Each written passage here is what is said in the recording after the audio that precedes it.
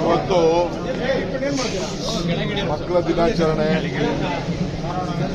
ವಿಶೇಷವಾಗಿ ನಮ್ಮ ಕಾರ್ಪೊರೇಷನ್ ಮಕ್ಕಳು, ನಮ್ಮ ಕಾರ್ಪೊರೇಷನ್ ಮಕ್ಕಳನ್ನ ಕರ್ಕೊಂಡು ಬಂದು ವಿಧಾನಸೌಧದಲ್ಲಿ ನಮ್ಮ ಕಾನ್ಫರೆನ್ಸ್ ರೂಮಲ್ಲಿ ಕೂತ್ಕೊಂಡು ಅವರ ಅಭಿಪ್ರಾಯಗಳನ್ನೆಲ್ಲ ಕೇಳಿದ್ದೀವಿ, ಅವರ ಸಮಸ್ಯೆ ಕೇಳಿದ್ದೀವಿ.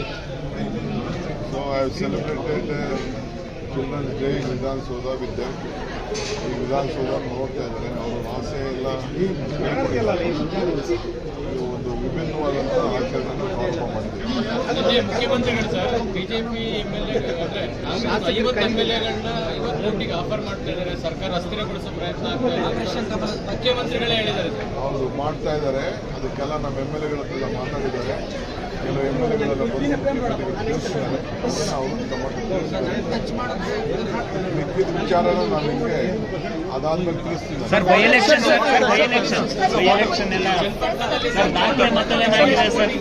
So it has become a flashpoint. I will discuss later.